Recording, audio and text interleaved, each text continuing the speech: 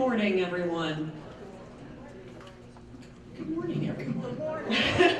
Thank you, President McNary. I stole that from your playbook. By this time, you should have had plenty of caffeine sources. So, my name is Kirsten Bookmiller. I'm a faculty member here with the Department of Government and the International Studies Program, and also the Director of Global Education and Partnerships here. And I'm thrilled to see all of you join us for not only this particular panel, but the conference in general. As one of the conference organizers, I have to say this has just been an extraordinarily exciting 48 hours. And for those of you who had joined us yesterday, starting with that really kind of just electrifying Prendergast lecture in this very room, I thought it was just an incredible kickoff, and it's just continued to be extraordinary in every direction. So we do appreciate the campus community coming out and the local community joining us, and it keeps on going. Basically, what can I say? The session, of course, here is part of the track on the international status of women.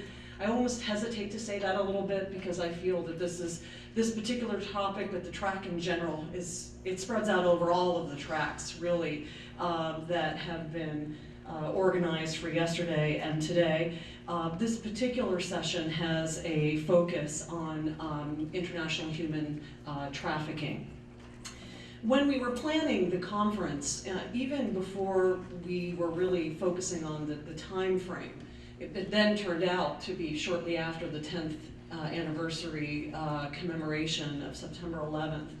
But we were talking about this notion of focusing on security. And then as it began to coalesce that this was going to be the time frame that it was, we had some very interesting discussions, because on the one hand it's like, well, there's going to be an expectation from the community that we're going to have something kind of September 11th oriented. But it was a very, very kind of also strong desire of the conference planners that while terrorism, of course, is extremely significant and compelling and pressing, that we wanted to make sure that the attention was also on other issues. And the thing about terrorism is that, you know, it's a catastrophic flash in the pan. And so the human mind can kind of get around it in a more immediate and tangible way, because it's something that happens and brings everyone's attention around it. But what we really also wanted to draw attention to are that there are these day-to-day catastrophes.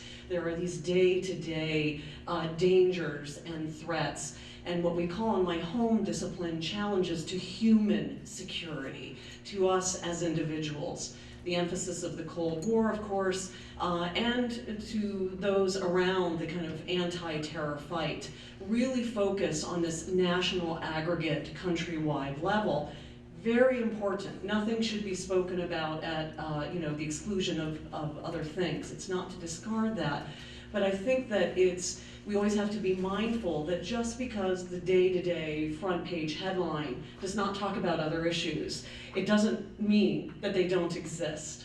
And that the media, unfortunately, goes after the next shiny thing that it can find, before dropping it, of course, and then moving on to the next shiny thing. So this session really came out of that desire to bring balance to the bigger, kind of what we call harder security discussions of nuclear proliferation and so forth, and to really bring to the community's attention, however defined, of the day-to-day insecurity in this particular form.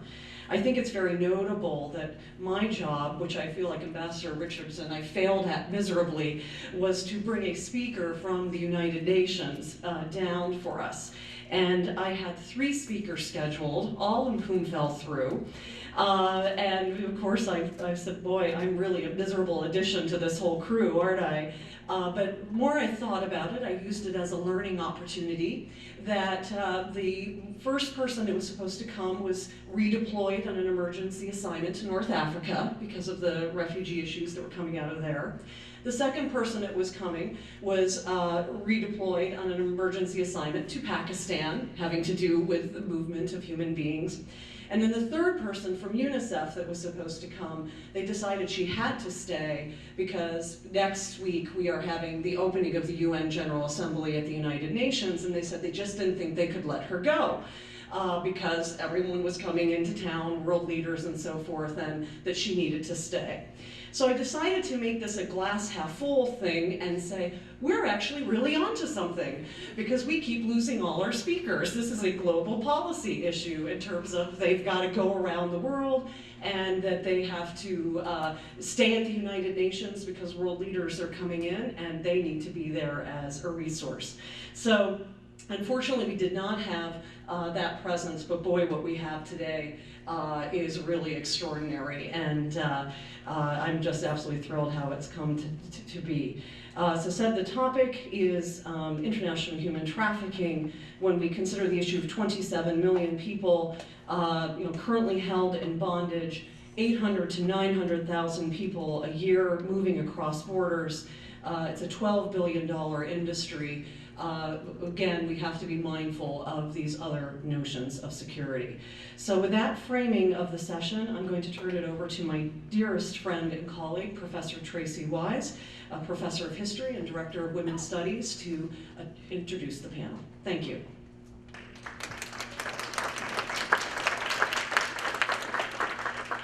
Thank you, Kirsten.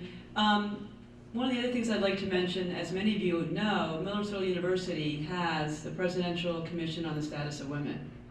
I say that because that was one of the issues that came up yesterday in the first session on this track on the international status of women.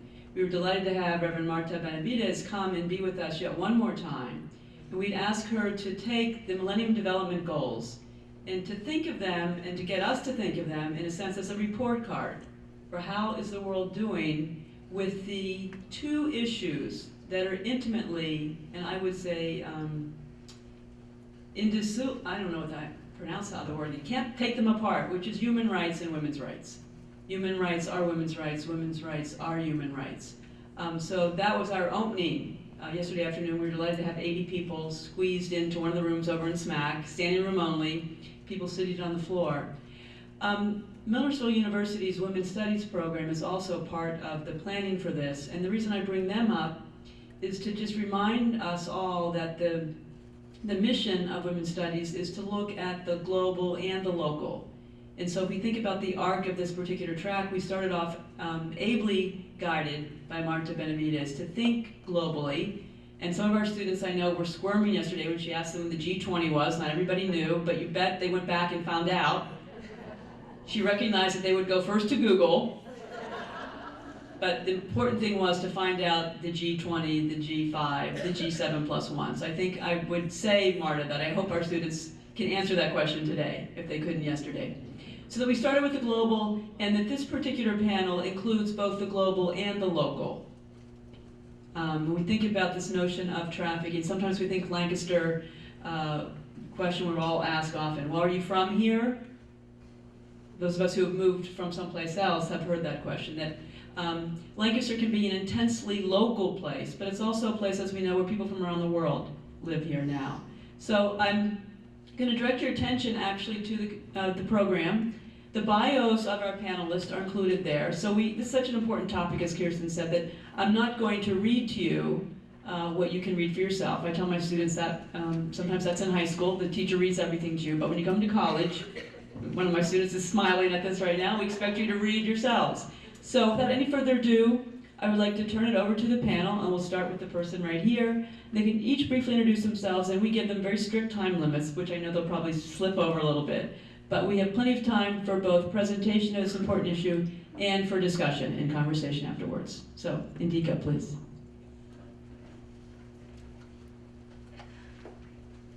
I have precisely 10 minutes, and I am determined to make it 10 minutes, and if somebody tells me 7, I would really appreciate it. If somebody could just do that, because I'm going to do it.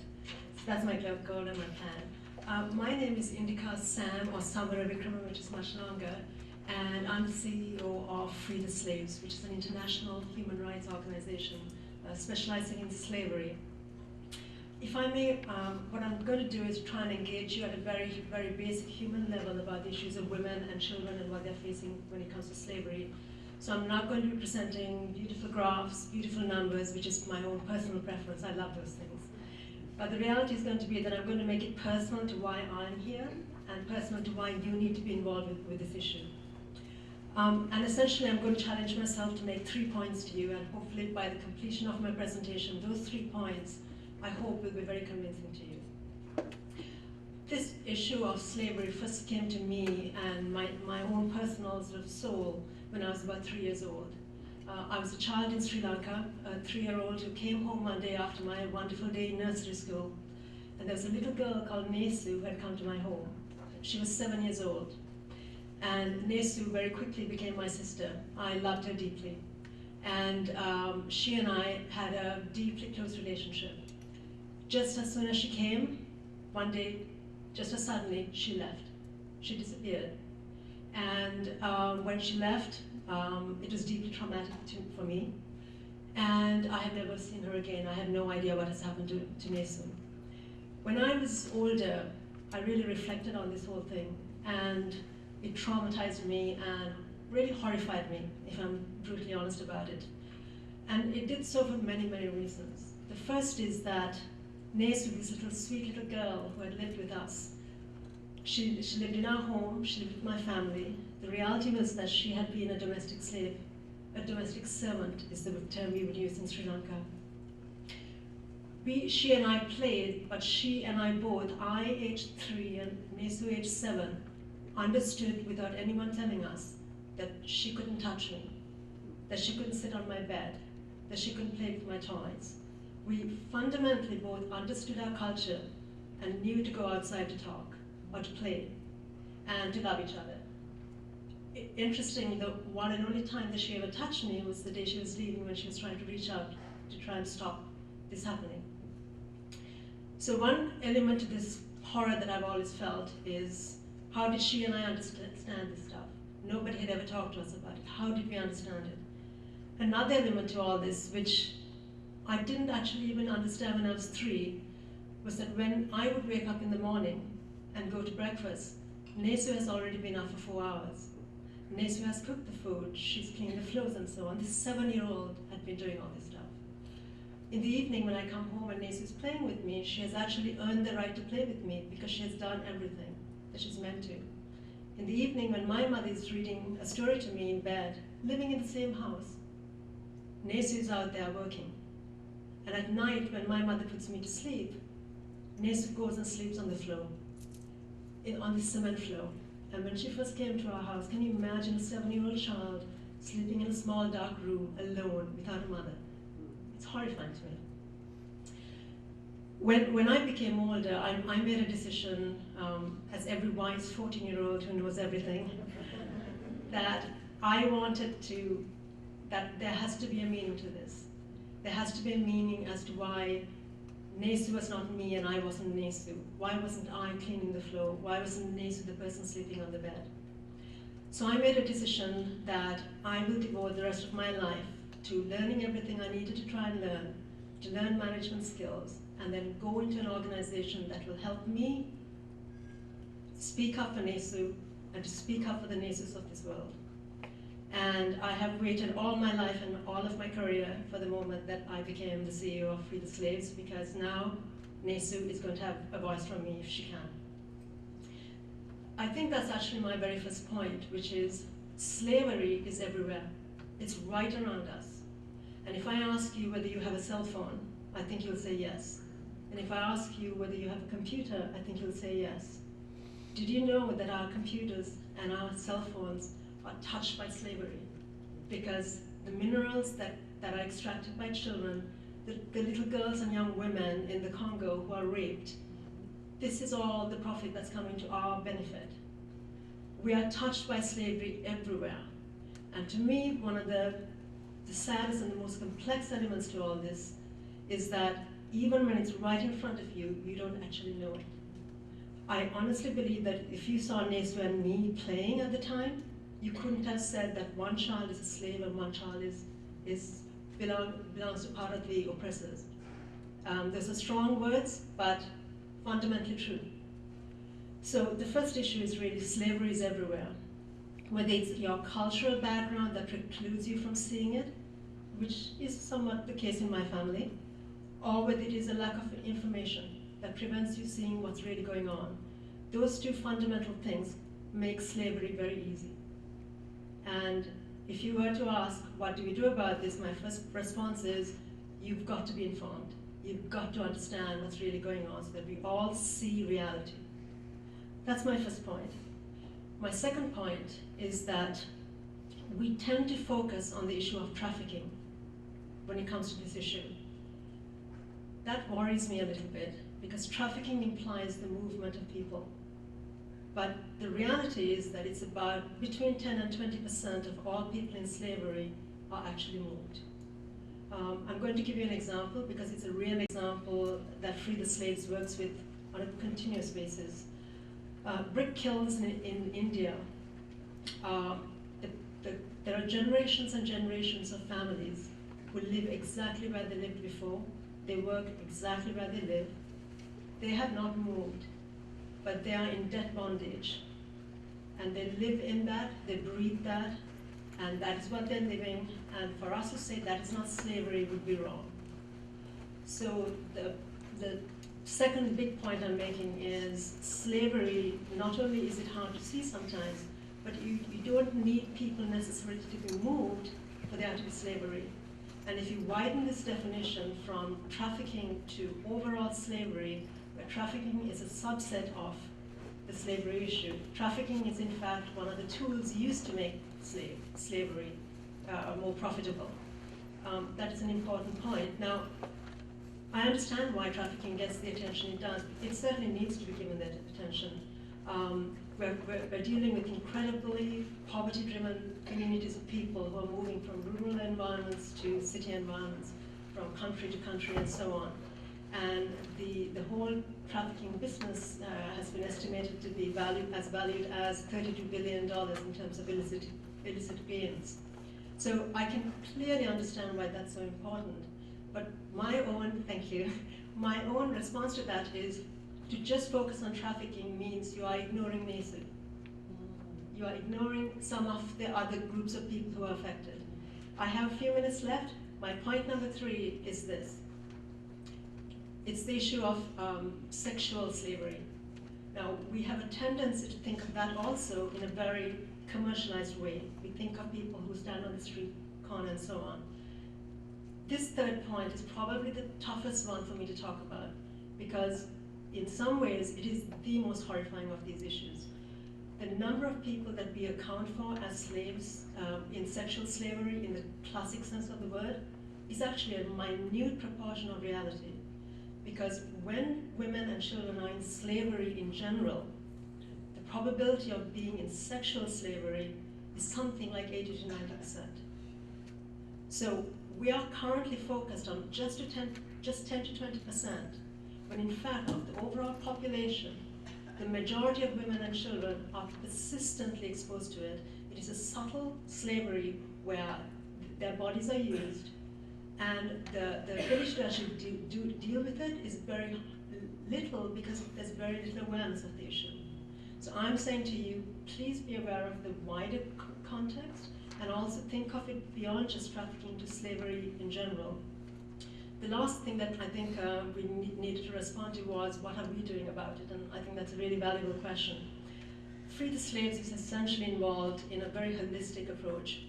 We take a stand, and we are in some ways quite proud of it, which is that we are refusing to do the media glitz thing, which is to go and free a woman in a sort of very glitzy kind of way, and as though that resolves everything. What we do is work on the ground. We work in countries like India, Ghana, Congo. We take some really, really difficult countries. And what we do is we go and empower the nations of this world. We are very involved in doing community action work. And it's very often dominated by women, because once you go to a woman and explain to her that in fact it's illegal for you to be enslaved in this fashion because of $10 that was incurred by a great-grandfather, the empowerment part, once a woman is empowered, she not only comes out of slavery, she not only brings her family out of slavery, but she then turns to the next community and the next community. and they formed community vigilance groups right the way through. So Free the Slaves is in the business of not just the rescue part, but the rehabilitation part, and the prevention part, and the education part. It's all of it. It's slow, it's, in my opinion, the right way to do it, because you're empowering the people who know it better than anybody else. And that to us is a fundamentally important thing to do. The other element of what we do is we do research, and we quantify the stuff, and we publish books. We have so many books because it's important to bring this issue out. And another element of this is just media stuff. CNN is featuring us continuously because we're always giving reports that they can use.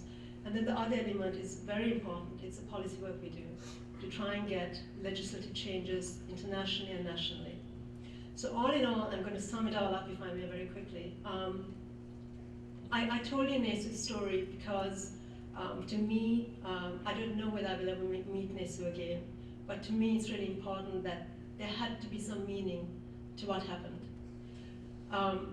Slavery is everywhere, and I am saying to you, it's your job and mine to always become aware and learn and understand it. The second point is I'm saying trafficking is important, but slavery is the wider issue that we should pay attention to. And then the third point I'm making is, don't just think that it's the women who are in commercial slavery, sex trafficking and sex prostitution, that are women who are dealing with this issue. It's actually much wider. Thank you very much.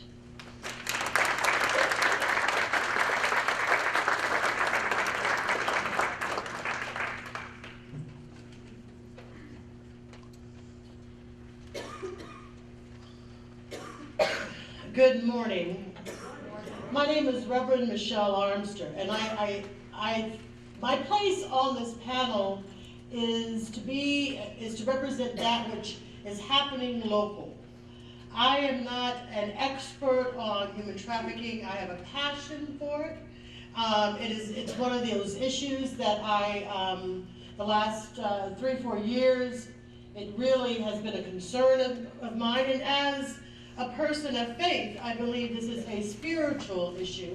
It's an issue that if those of us who, whatever most traditions are not concerned about, because for me, I think of the words of the mother of the person who I believe in, Sister Mary, and she said when her son came to free, those who were in prison, and Jesus often talked about, if you can't care for the widows, the orphans, the children, why are you even dealing with me? That's my paraphrase of the scripture.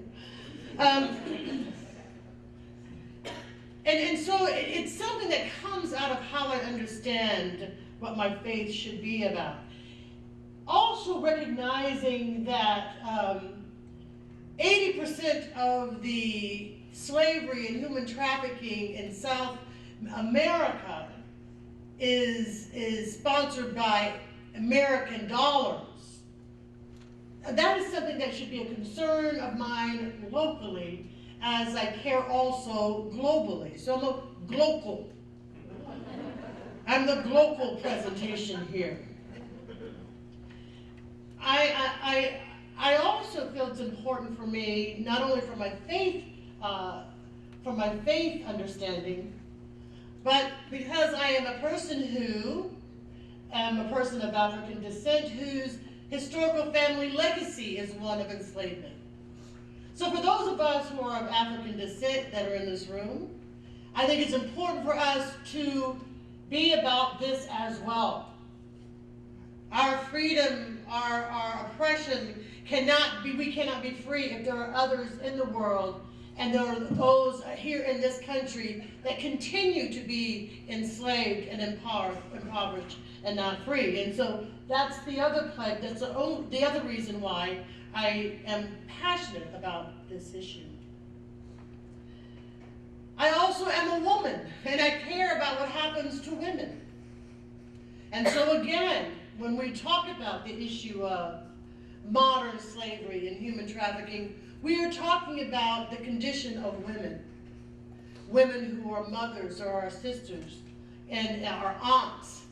And so that too makes this an issue that we should be deeply, deeply concerned about.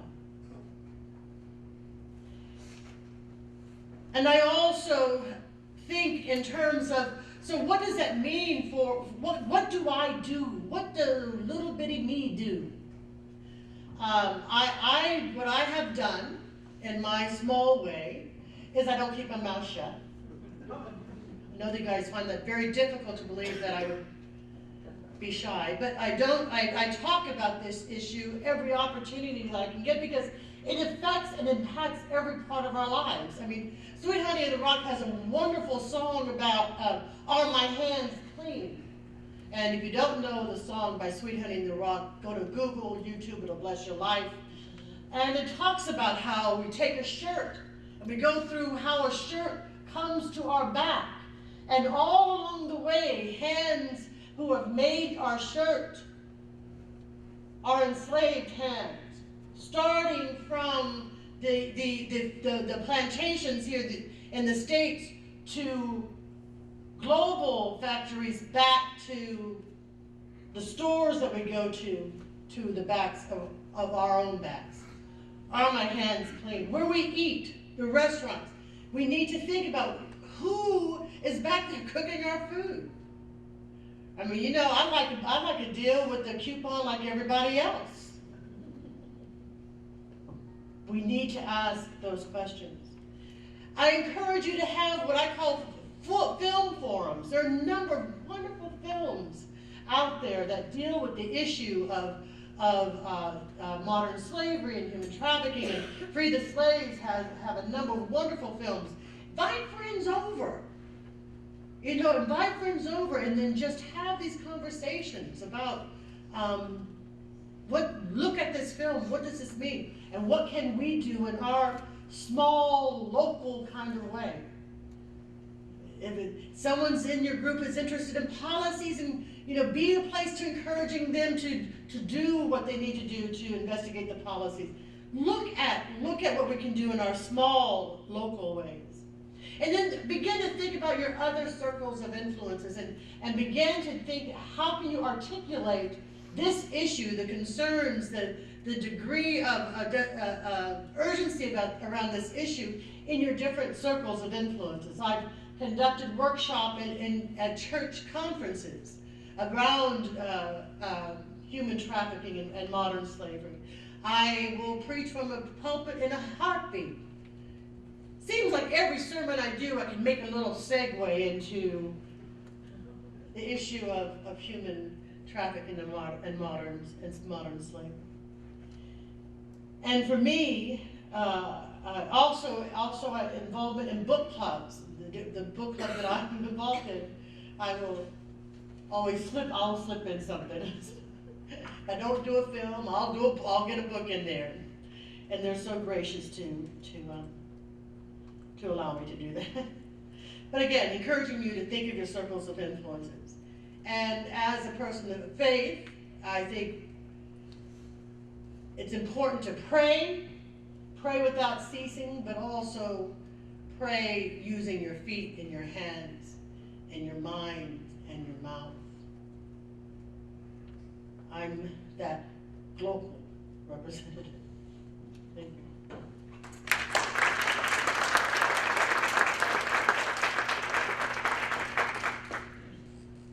Good morning.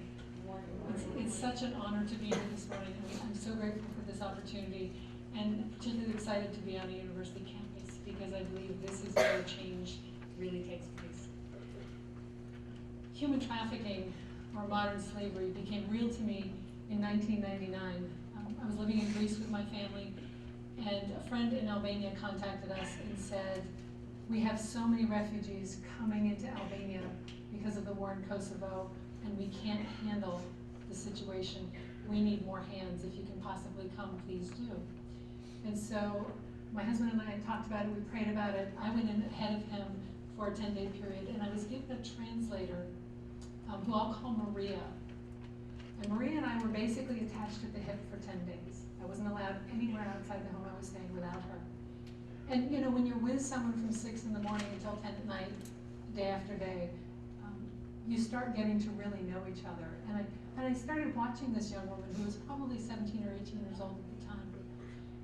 And I knew there was something different about her, but I couldn't put my finger on what it was. And 3 or 4 days into our experience together, she started opening up to me about how less than a year before, a friend of her cousin had come to her hometown and offered her and a couple of other women an opportunity to go to Italy and work in a hotel. Classic trafficking scenario. She said yes, she went, they took her papers, she ended up in a brothel. Maria was one of the lucky ones. She escaped and returned home. She was treated differently because of that, because everyone in the community knew what had happened to her, and she was used goods, so therefore freely accessible to any of the men in the community from their perspective. But that put a face on the issue of modern slavery and of human trafficking for me. And so I returned to Greece, and my husband went into Albania, and I wrestled and wrestled, and I said to him, I have to go back. And the second time I went in, I was given a different translator. And this time it was a young man. And again, the same thing happened. We spent a lot of time together, and 3 or 4 or 5 days into my week, he started sharing his story of how he had been involved in the Albanian mafia and got involved with drugs and drug dealing, and then abducting and selling children. This young man was probably 26, 27 years old. And I heard his side.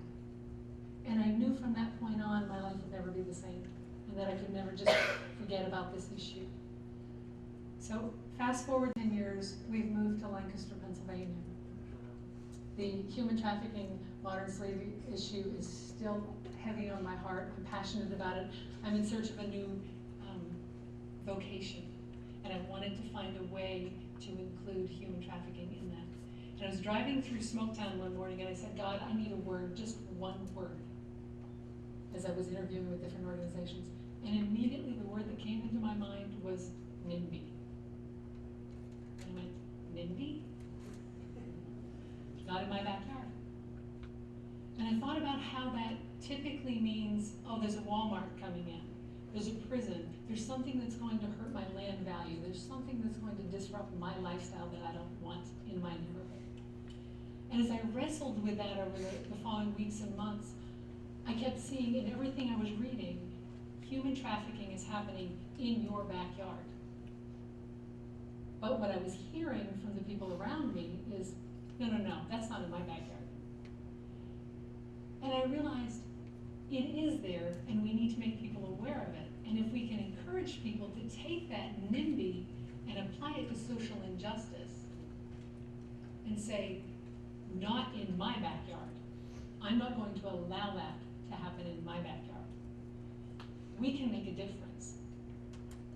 We can take that into our church, our faith communities. We can take that into our universities. We can take that into the places that we work. And there are 3 really important aspects of fighting human trafficking and modern slavery. One is protection, victim services, legal services, that good organizations are working on. Most of us in this room aren't qualified to do that. There's prosecution, there's investigations, there's arrests. Again, most of us in this room aren't qualified and trained to do that. But there's not one of us here that can't get involved in prevention. Working on the front lines.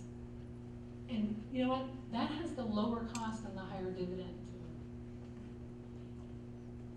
If you take a bucket of water and you put it under a faucet and you give someone a teaspoon and tell them to empty the bucket, it's never going to be empty unless you turn off the faucet first. So as we look at this problem that surrounds us, the number 27 million people enslaved today and $32 billion a year annual revenue have been mentioned today. It's not other countries. It's not limited to other countries. It's happening here. If you get on the National Center for Missing and Exploited Children website, you'll see the numbers that they project. And their numbers are very, very conservative. They're very cautious in what they say. But we have 1 million runaways a year in this country. And the average statistic is it takes 72 hours for a parent to find a runaway. And the average age of entry into prostitution in this country is now 13.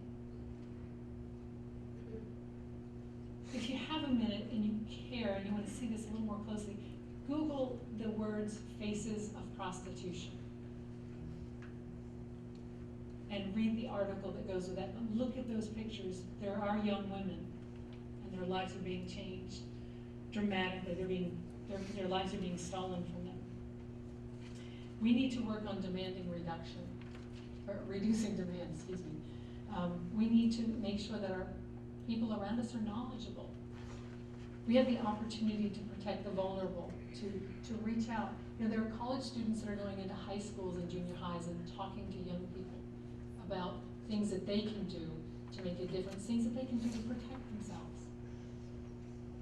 Community partnerships are a critical piece of this. And legislation is one way that we can make a significant difference right now, today. The Trafficking Victims Protection Reauthorization Act is pending in Washington as we speak. That has to be reauthorized by the end of this month. If you haven't called your senator, if you haven't called your representative, it's an opportunity to do something that's really simple. You can go to change.org and type in TVPRA, and it will give you all the information that you need. We have legislation pending in Pennsylvania, and I know I only have 10 minutes and I'm well into this. But you know, there's some really simple things that can be done and are being done around us. But what we need are more voices. What we need are more people who are willing to draw attention to the facts of this tragedy. If you don't remember anything else from today, there is a toll-free number, 1-888-3737-888. It's the national hotline for trafficking. You can call and ask questions, you can call and give them a tip, you can call and ask them for resources. And one of the pieces of legislation that's pending in Pennsylvania is the mandatory posting of that in hotels, in truck stops, in train stations, in airports, in hotels that have had any kind of a violation of employment laws and things like that. It's really important. We've seen in neighboring states what a difference it makes. Because people are given the opportunity of, oh, wow, that is a problem. You know, you can be in a restroom and see that sign, and it makes people think. And that's what we need to do. We need, as you've already heard, we need to think about what we wear for clothing. We need to think about who's the woman that's giving me the pedicure today or the manicure today. Is she here by choice? You know, there are so many wonderful resources available, and I knew that I was really limited for time. So what I did is put together just a simple handout that's 10 things you can do to help stop modern slavery. And several of them have websites after them. International Justice Mission is a great way to be informed about what's happening on the national level regarding legislation. The Polaris Project will give you state-by-state information. I also included 4 local upcoming events that have to do with the issue of human trafficking and raising awareness about it. One of those is coming up at the end of this month. It's called Lancaster's Freedom Weekend. And if you have Facebook, you can simply type that in and get the information. It's October 1st and 2nd. I do have a few flyers with me. If you're interested, see me afterward.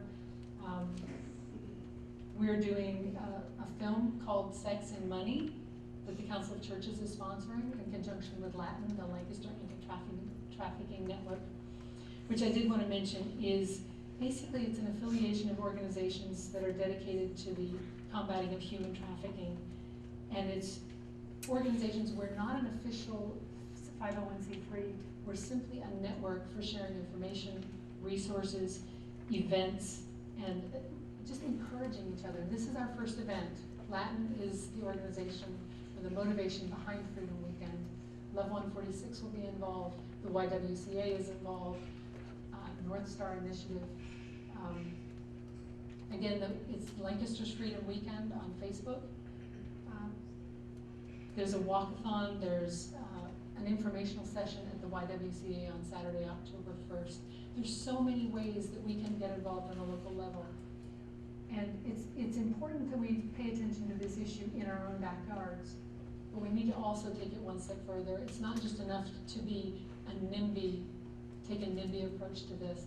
we also have to think about it in terms of it not being in anybody's backyard.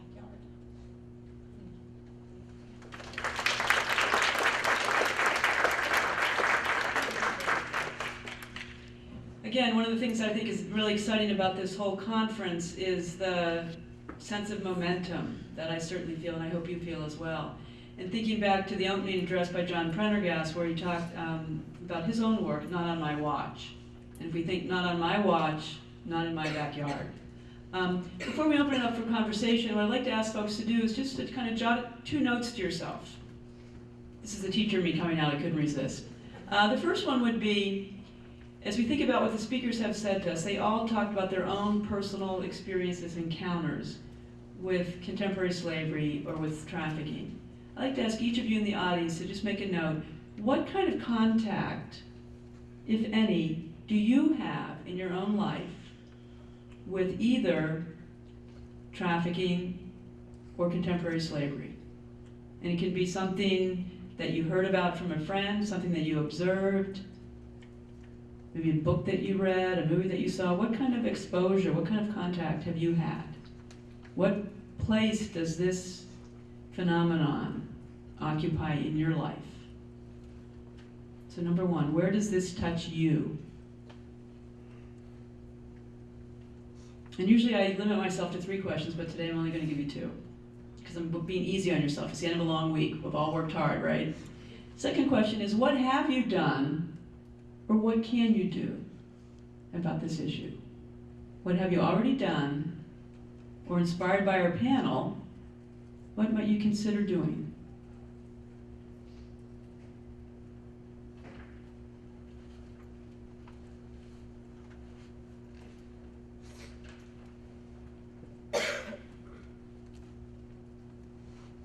What we'll do now is open up the conversation for questions, for comments. You can speak from your notes if you want about where this phenomenon has touched your life, some ideas you have, some organizations you're involved in.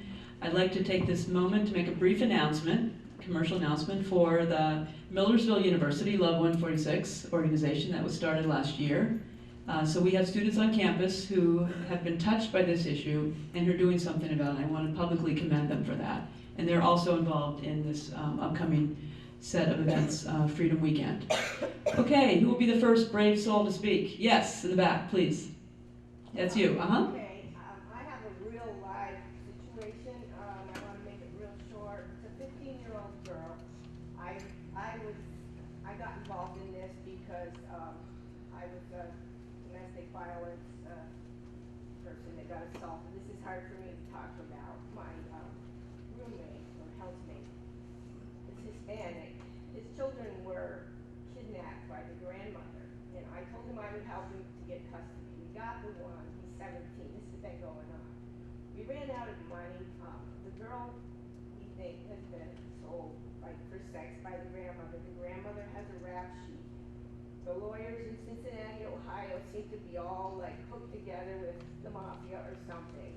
We reached out. I'm reaching out everywhere I can, but this is really hard for me. This little girl ended up in the mental hospital. It's kind of a case of parental alienation syndrome, and we have to prove the grandmother has done this. He had custody, my roommate, because his ex-wife was unfit. She did drugs when these children were 3 and 5 and had people come into the house. The little girl was violated. There's pictures, and this was in Florida. This sounds like a nightmare. It's a nightmare. I'm living it. We've been harassed by these people. We don't know what to do. I've been reaching out. It's hard because I have a law group, Family Legal Resources in California, that everybody wants money. We ran out of money. What I'm worried about is the little girl. She's back with the grandmother. We're supposed to go October 4th. I stood up for my friend. He needs a translator. I stayed there. They're ready to throw me out of the courtroom because his rights have been violated. He's Hispanic. He needed a translator. That was the only reason I got to stay in there last time. And we have to go back. The little girl's been in 3 mental hospitals over this, and they keep returning her to the grandmother. The lawyers in California said they'll get a restraining order, but I said, well, then what will happen to her before we restrain the people? That's where she is, and the people can't get her away. They said, we have to prove this. We've had all kinds of harassing calls. She's kept the father from doing anything, seeing the kids. The court ordered 3 visitations. They were like nightmares. The first one, the girl ran away in Cincinnati. The police came. They were going to send her with us, but we didn't have the finances, doing drugs, the sex, the whole thing. And then the next one, she came and tried to stop us by taking pictures and that. We kind of had not a lot of heat, not a lot of food, but Alan, he's doing great. He's going to graduate. He's in LS with counseling. The people have helped. I don't want to take a long time, but what else can I do to help this little girl get away from those people? And she has been violated. Does anybody on the panel want to speak to that? Thank you. Thank you for your question.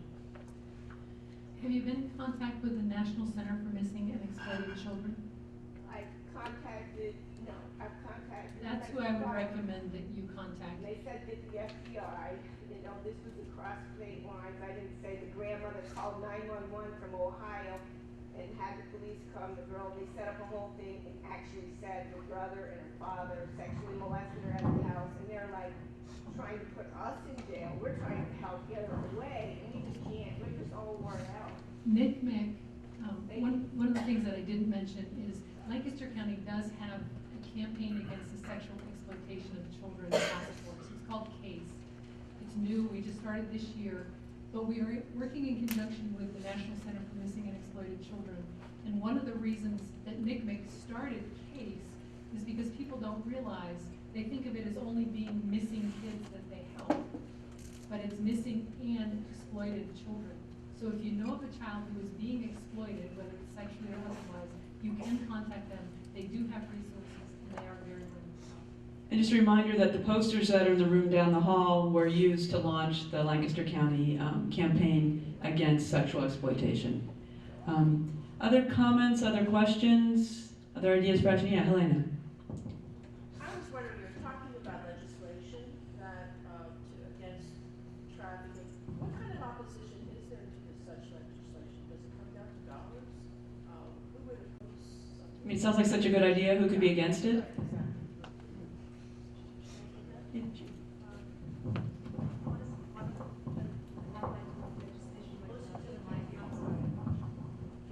Another 2 items of legislation actually relate to businesses and business transparency.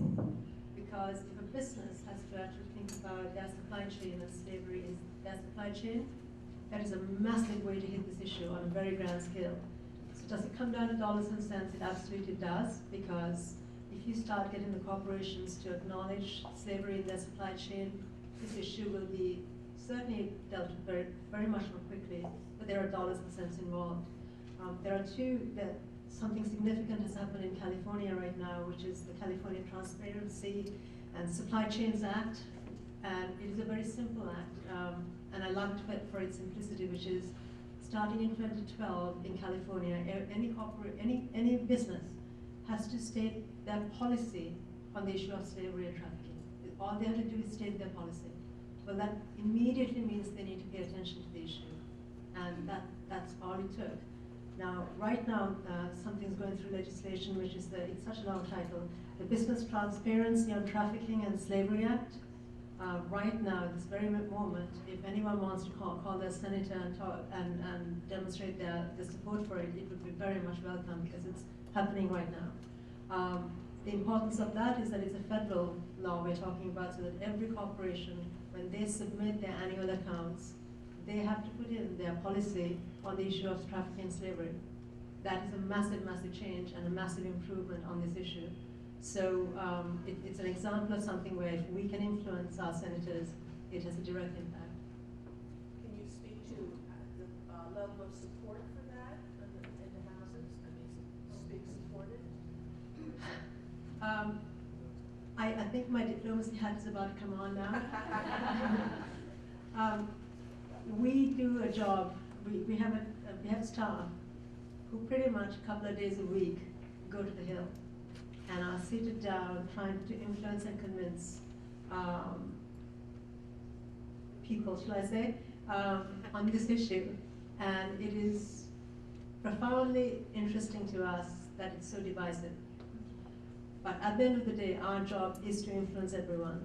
And from our perspective, we are going to be patient and respectful, but we need to make sure that the numbers are there to pass legislation. Kirsten.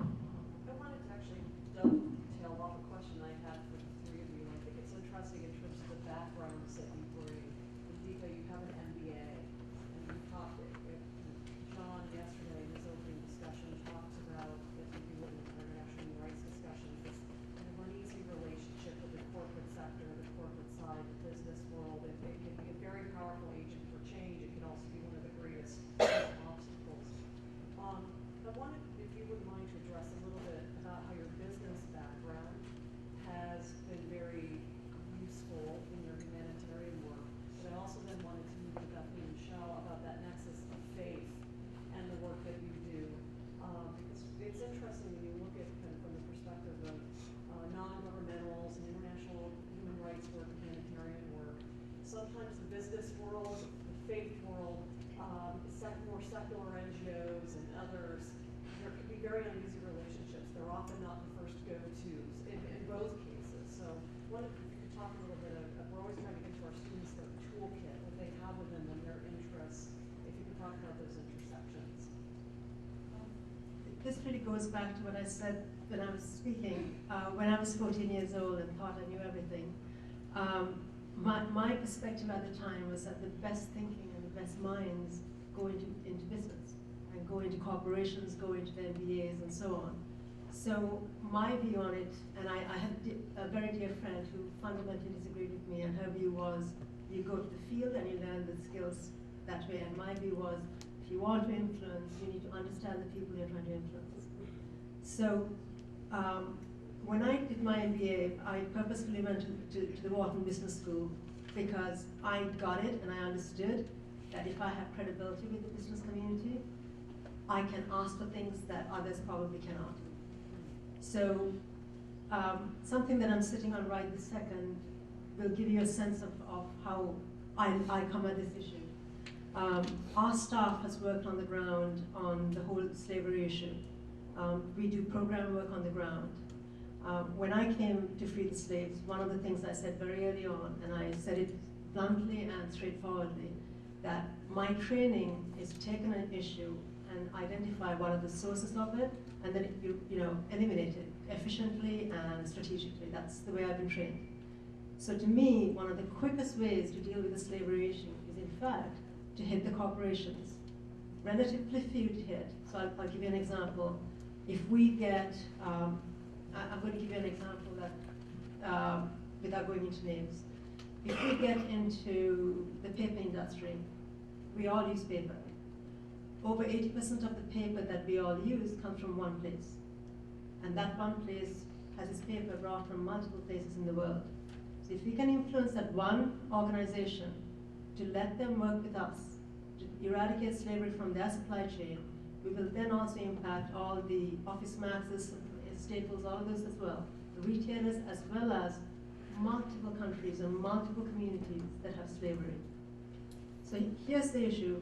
The first issue is that the NGOs need to be willing to take people like me, people with a background and understanding of the traditional enemies. In my opinion, in my very strong but humble opinion, we've got to stop having all these divides, even in the academic NGO community. So Free the Slaves is wonderful enough to think this background is helpful. But the next, I am literally right now sitting on a reality, which is that we can fund a pilot right now to go into a corporation, help them eradicate slavery from their supply chain. I'm needing two things. I'm needing someone to fund this, for us to take the risk and do the work and prove to the world we can do it. We need people to fund it, and we need a corporation brave enough to do it for us. And I'm saying we'll do it, and we'll design it in a way that's safe for you. And I can't find either. We will find it because I'm very bloody-minded about this. But my point is that human rights issues, I'm not ashamed of the fact that human rights issues, what we should borrow from business, we should borrow from the best academic thinking, because this issue deserves only the best solutions. And we don't have the time to be patient and keep letting it go on. So you touched upon something that I feel very, very strongly about.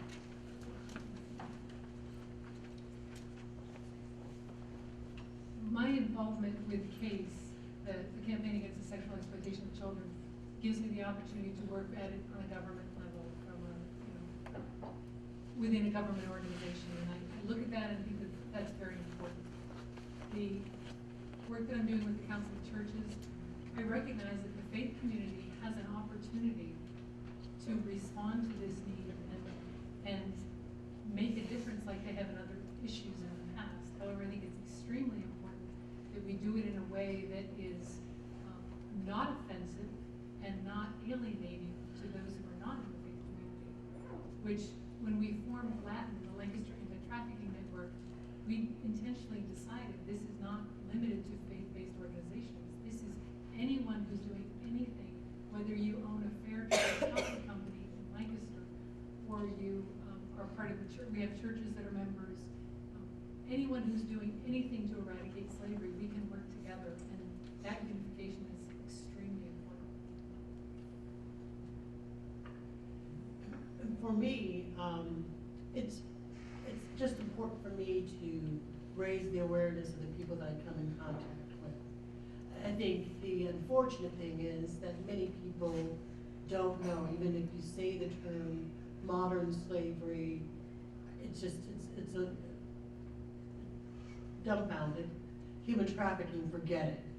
So just on the grassroots level, providing those opportunities, speaking into the issue, and it is for me something that comes out of my understanding of what liberty means, what peace means, what justice means, what shalom means. Well, it just comes out of my understanding of how I read and what I'm called to do it to be. Don't do it well, but place I can do, I try. And so that's what it doesn't mean, and we know that not all faith communities, people, and faith institutions get it, and when they do go, are willing to deal with it. So it's a justice issue. For me, it's a justice issue all the way around. I'd like to follow up on that and ask maybe if there's anybody else who wants to think about this from the vantage point of another faith community response, a governmental response, a corporate response. I see some hands over here. Cheryl.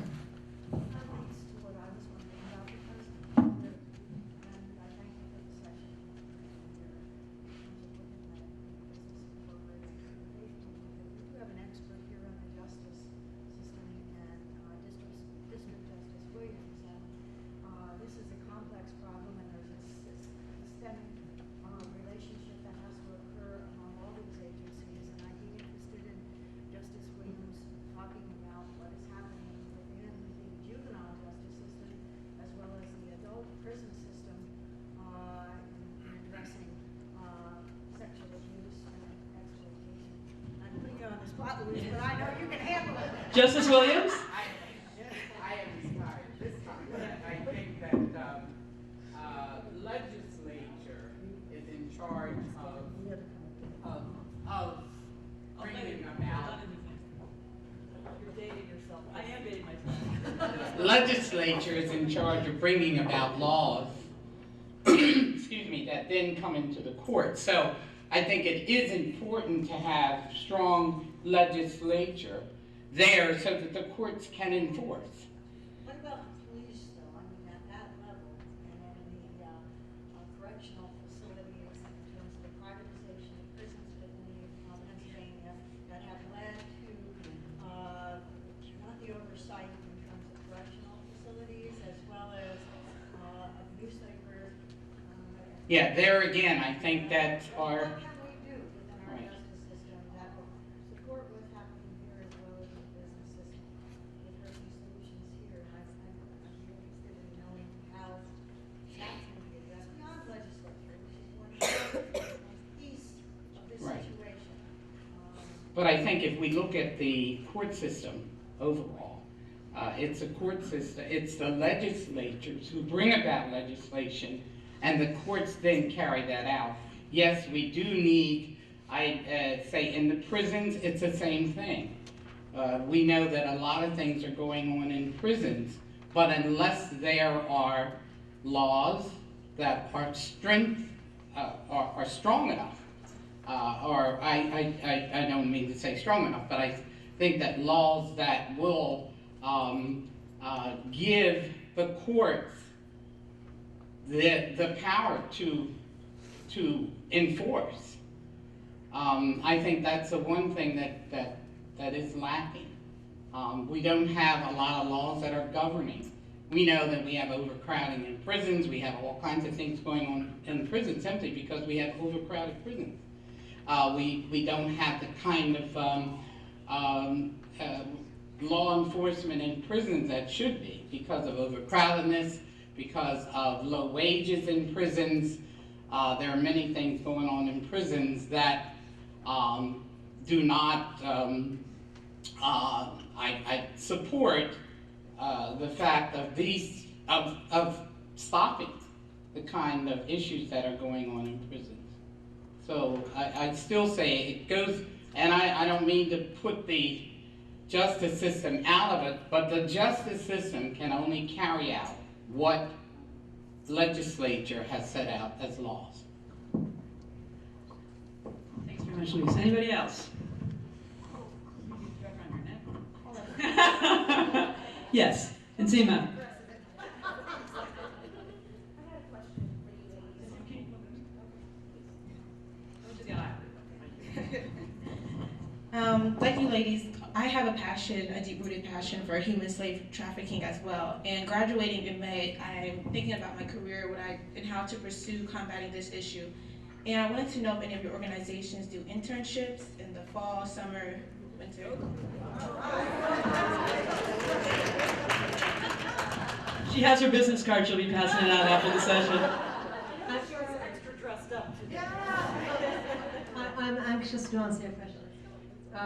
I must say that PeaceBuilding does an outstanding job with regard to interns because our staff really take on the issue of when an intern comes, they agree the goals, what they need to learn, what they need to experience, and the intern and our staff members would literally write out what their plan is for the period. And by the time the intern leaves, I think it's fair to say that they're completely changed forever. And it is likely that you will end up in this area and this profession for the rest of your life if you come to free the slaves. I'm warning you about that. I think it's worth the risk, huh? Anybody else? We have time for a couple more comments, questions. I'll wrap myself in this cord. The panel, anybody else want to say anything? Just in regards to the internship question, I did respond to an email this week from a Millersville student who had contacted me asking for an appointment to discuss that very thing.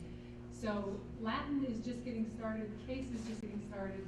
There's a lot of room there for developing that possibility, and I would love to do that. I'm so glad that both of you said that. One of the things that I tell students about our co-op and internship program, and I'm stealing this shamelessly from Diane, which is students' approval of the co-op and internship program is over 90%. And we said, what is it in the university experience that students are so united on? We know it's not the quality of the cafeteria food, to be kind of old school, not here. They maybe are 85% on the food here. But how important a co-op and internship can be, as we just heard, to change your life. So I tell students, if you go to the university website and you click on the co-op and internship, don't click on for students first, click on for employers. Because what you find is the template for the job description. So you don't have to sit around and wait for something to happen to you. You can go to an organization like the Lancaster County Council of Churches, or any organization you want to work for, and say, hey, did you know that Millersville University has an internship program? And they might say, no, we didn't. Say, this is your lucky day then. You can work with the employer to craft the job description and then bring it to our office. Am I right, Diane? Absolutely. And the best part about this is the organization that you work with to craft this job description then can say to Diane, and we want Enzima to be our intern. So it's not like you're crafting a job description that's going to go out there on the web and anybody can apply for it, and you can get bumped out of the way. If you go to the work of working with an employer and figuring out how you can learn from them and they can benefit from you, then we'll work with you to make sure you get that. So use your imagination, use your creativity. Don't be limited by the listings that we have already of employers that have the foresight to contact us. Have some foresight yourself and go out and scratch up an opportunity. We probably have time. Yes? Do you have to be a student in order to get an internship? Where's Mel Allen? Mel? What was the question? Do you have to be a student? Yes. Yes. But that's a good idea for us to work on. That's why I was looking for Mel. This is another project here. Anybody else? Yes. To what extent do each of the programs you've described include the male of the species? Do they have a role to play in this without being obnoxious? Well, that will probably be the final question of the session. You had to ask that last part. It's kind of like when you go get your Chinese fortune at the Chinese restaurant, you read the fortune, you have to add a phrase at the end. Ladies, have at it. I suspect I'm going to be in disagreement with the majority of people in this room. I grew up in a culture where women are not intended to have a brain and to excel and be empowered.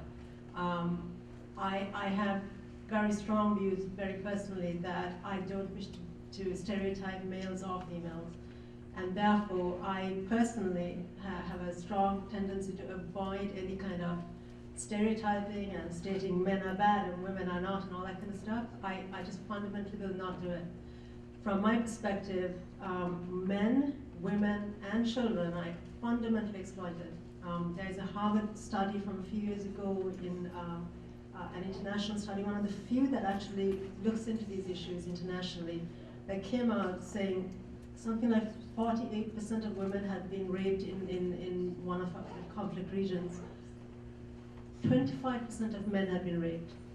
And we wouldn't have known that if we continued on these stereotypical assumptions that we always do.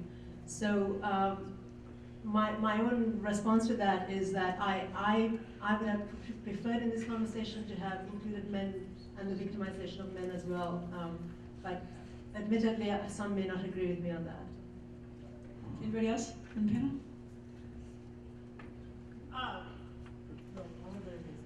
You know, men are victimized and they're victimizers, and they're part of the problem, and they have to be part of the solution.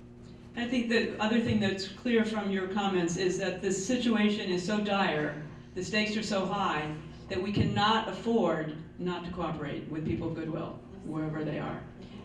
We have time for one more, or no? Yes? Just wanted to say that I know that part of the founding group of Love 146 are men, young men. But I also have been schooled in the idea that women do need to talk to each other, as men do, and that there are some places where it's, and subjects and times when women should gather as women and men as men. What I don't understand is why we are not better at using all people, men, women, and children, in the outreach that we do. And it seems to me we keep reinventing little pieces of a wheel rather than supporting an organization. So I'm delighted that Council of Churches has a movement toward combining some of these efforts. And as a leader of Church Women United, the subjects we are talking about are the subjects that have been discussed and worked on for 70 years or more.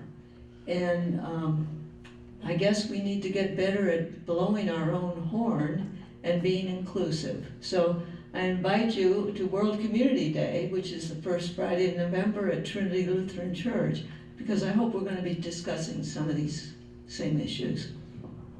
Thank you. I think there are many things we probably need to get better at. Perhaps your last comment about reinventing the wheel reminds us of the place of the university in this whole enterprise, which is a question I imagine many faculty say to students every day. What do we already know about this problem? What have scholars already discovered? And so we need to figure that out first and then move on from there, because we don't want to spend time reinventing the wheel. As I said before, the situation is so dire, the stakes are so high. We need to take advantage of all the good ideas that are out there and build on them, and to face confidently the challenges of collaborating, because I think it's easy to cooperate sometimes. But if somebody says, hey, I've already done everything, all I want you to do is sign, put your name on the flyer. Sure, I'll put my name on the flyer, it's no problem. But let's come down to the table at the beginning and work together to plan the event. That's when we have to really engage with each other. And that's the more difficult task. But I think we have to face the difficult task of collaborating if we're going to address this really serious problem. So once again, thank you all very much for coming. We encourage you to stay connected, stay engaged, make a difference.